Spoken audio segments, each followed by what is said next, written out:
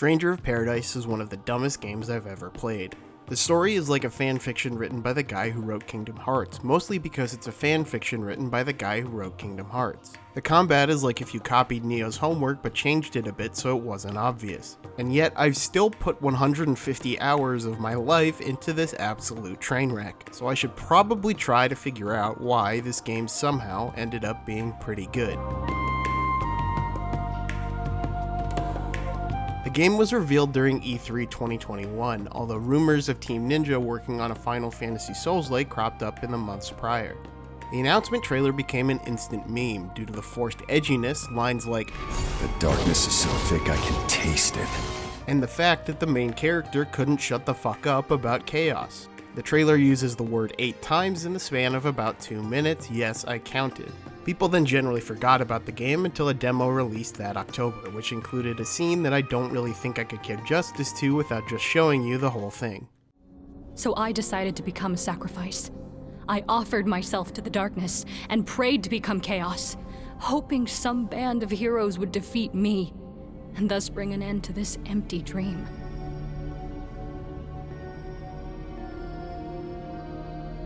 Bullshit.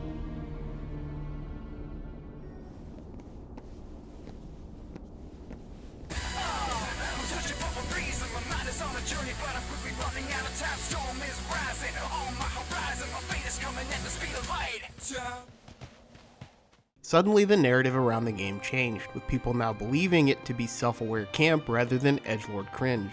We'll talk about where the story ended up shortly, but I should probably mention that I didn't really care about anything involving it leading up to release. I saw the initial gameplay reveal, played a bit of the demo, and realized it was basically Neo with a Final Fantasy skin and knew I was going to buy it. I was playing through Neo 2's Complete Edition around the time when the game was announced, and I didn't really need anything more to be sold. As such, I didn't really care about either side of the pre-release spectrum and got some good laughs out of the online reaction, but I went in mostly with fresh eyes. Stranger of Paradise begins with the player, an angry man by the name of Jack, walking to a standard medieval fantasy city dressed mostly in normal clothes. He then meets 2 people who also didn't get the fantasy memo and appear to just be coming from a tennis match. Jack says his mission is to kill chaos, to which the tennis bros also agree, and they go to meet the king of the city in order to figure out what their weird egg rocks are for.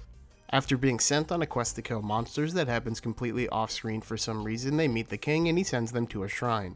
Here they find a guy who is chaos, but also isn't chaos, and he's also Garland, which he says he isn't, but then he says he is to become chaos. And before you can process how dumb that is, you defeat him and he transforms into a woman wearing a schoolgirl outfit, and you have a whole new dumb thing to process. After some exposition, you're sent to go cleanse the 4 crystals for poorly explained reasons. Along the way, you meet an objectively evil-looking man named Astos who tells you where the crystals are. He also provides the game's 3rd monologue about what chaos is, which is a bit much considering this is the game's 3rd fucking level. What follows is a story that might as well not exist for about 80% of the game, where nothing really happens outside of tracking down the 4 crystals and killing the giant monsters guarding them. At each location, you get flashbacks to Jack's past, which comes into play in the last few chapters. If you're wondering whether the story ended up being funny bad or just regular bad, the answer is a bit of both. For the most part, the story is unobtrusive, with cutscenes only really happening at the beginning and end of levels. Jack will also occasionally do funny shit like interrupting boss monologues to tell them to fuck off, which is probably the best part of the story overall. I'm also a pretty big fan of the insanely over-the-top ways in which he takes down bosses.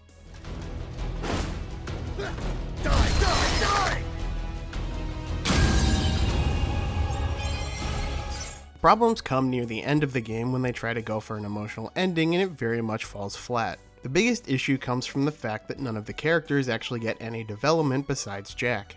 I remember there is a point where a character steps forward and says, "You know I like to speak my mind," to which I responded out loud, "You do?"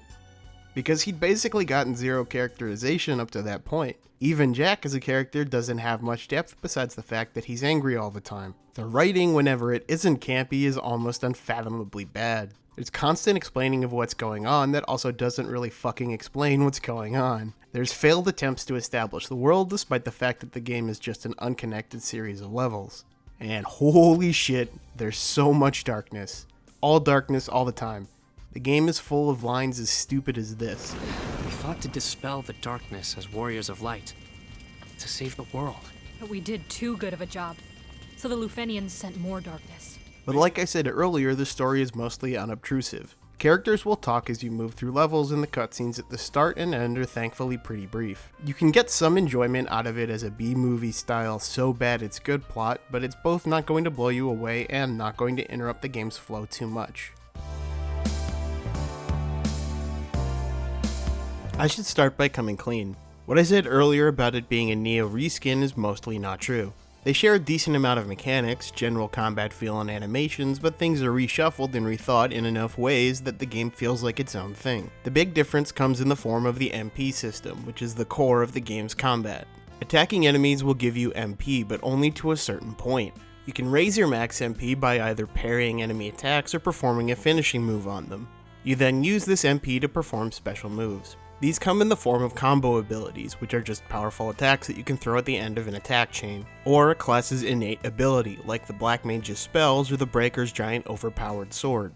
When you die, rather than losing experience, you lose your max MP boost, resetting you to 2 bars. If you get back to your corpse, you get most of your MP back. The best part of this is when you end up taking on bosses without a full MP bar, meaning you have to perform a balancing act of trying to avoid damage while also getting in some parries. It's also just generally a satisfying system to use. While most Souls-likes take it easy on the amount of power you have available, the combo abilities you can whip out in this game make you feel strong even from the beginning. You'll do stuff like slamming enemies up against walls and chaining attacks together so smoothly the enemy just gets overwhelmed. So at a base level, the combat is satisfying, but it's also helped by how the game sort of builds outward from said combat. This comes in the form of the job system. You get access to some basic jobs at the start, and leveling them up will give you access to more advanced ones. On top of increasing your stats as you level each job, you'll also get access to more combo abilities to use. There's 28 jobs in the base game alongside 8 different weapon types, which provides more than enough variety to get you through the 20 to 30 hour long main story. Feeling overpowered is not necessarily a good thing, but Stranger of Paradise strikes a nice balance by upping the difficulty pretty considerably with the bosses. As you move through the levels, encounters will generally be easy enough that you can play around with whatever new class you've unlocked or any new weapon types you want to try. But the bosses are the toughest part of the game, and they're mostly a blast to play. Every boss has 2 phases and a wide variety of attacks you'll need to learn in order to smooth out the encounters. You'll figure out which attacks to parry and which ones to dodge, which attacks leave the boss open afterwards, and which ones are followed up quickly. These give the classic Souls-like satisfaction of bashing your head against a wall for an hour before finally breaking through the barrier and feeling like you're a goddamn superhero. I'll talk about the gear system in a second, but it's worth noting that unlike something like Dark Souls, the range of power you can have is quite a bit smaller. There's no equivalent of upgrading weapons or getting to certain weight thresholds. You're always going to be around the same power level for the boss, and there's not a lot of ways to overlevel or trivialize boss encounters. Combat is not the only aspect of gameplay, however, and this is where the praise hits a hard stop. The game brings over the loot system from Neo, and it's somehow even worse here. You'll get showered with different weapons and armor with game-changing effects like plus 1% slash damage or plus 3% damage reduction while at low HP. I'm genuinely not exaggerating when I say that you will not notice a significant difference in gameplay if you ignore the system altogether and just use the auto-equip function. It feels superfluous and unnecessary for pretty much the entirety of the main campaign. The level design is also decidedly mediocre. Each level will usually have a gimmick or two, like a section with a giant laser or changing the level between sunny and rainy to open up different sections, but the levels aren't long enough to really explore these mechanics in any interesting way. There's surface level variety, only barely masking the fact that the levels are just a series of combat arenas and not much else. Overall though, the gameplay is varied, fun, and satisfying with just the right level of challenge, even if it goes a bit easier on you than most Souls-likes. Now though is when we take a turn. I mentioned the campaign was only around 30 hours long, but I also mentioned that I have an obscene amount of time in this game. Stranger of Paradise has a post-game, and I'm not talking about New Game Plus, I'm talking about a legitimate expansive post-game. After 30 hours of pretty standard action RPG gameplay, this game turns into fucking Diablo. Let's begin this section with a disclaimer. I'm looking at the game as it is in its entirety 1 year from release. This means what I'm about to go over is including all of the updates and DLC. It also means I'll be looking at the DLC as a whole rather than individually, although it's worth noting if you played them as they came out, they were all kind of disappointing by themselves. So what do you do in the post-game?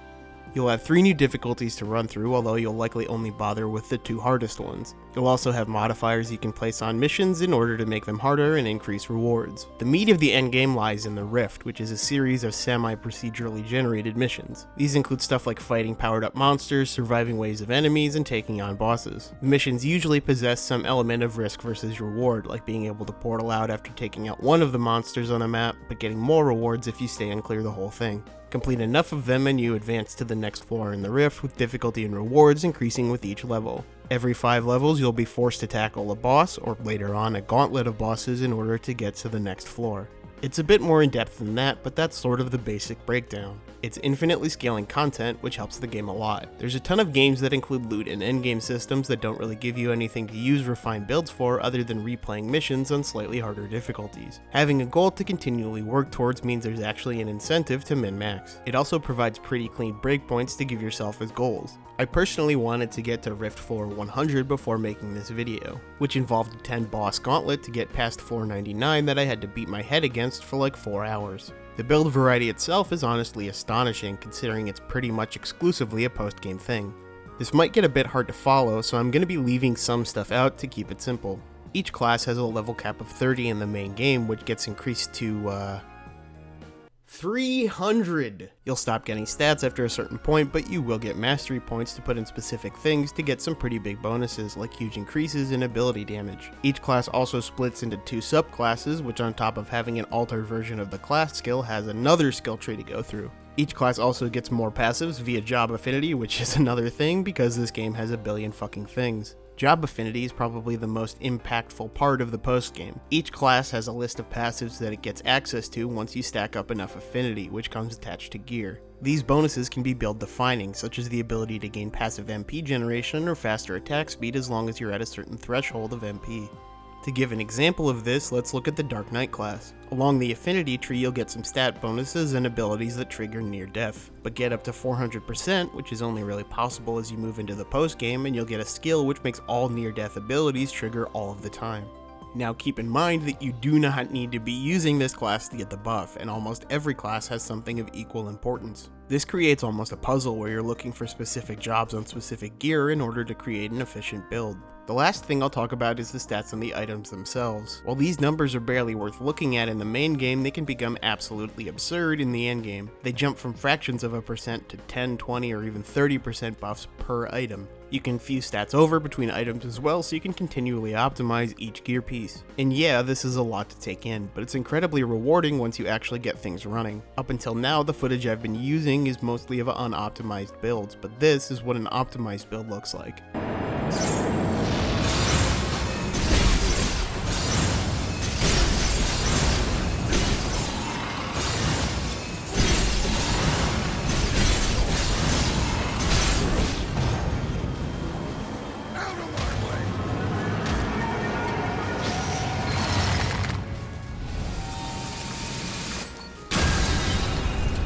This sort of thing just triggers something within my lizard brain. The satisfaction of making previously difficult content easier and watching the explosions of loot from monsters that once kicked your ass is the type of satisfaction that keeps you playing. The main problem with all of this is how inaccessible it is. Not only is it more obtuse than it needs to be, but the game also makes you play all previous content to play each new DLC. So even if you buy it all now, you'll have to play through the outdated first content pack in order to access the good stuff.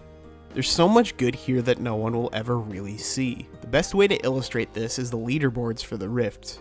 You unlock the final level cap increases after floor 100 of the Rift, but at least on PlayStation there's less than 2,000 people who have actually done this. There's chunks of content that are locked behind layers of complexity and time that most people won't sift through. I give this game a ton of credit for making a deep and satisfying endgame to go along with its stellar combat, but it lets itself down by making it harder to get into at basically every stage.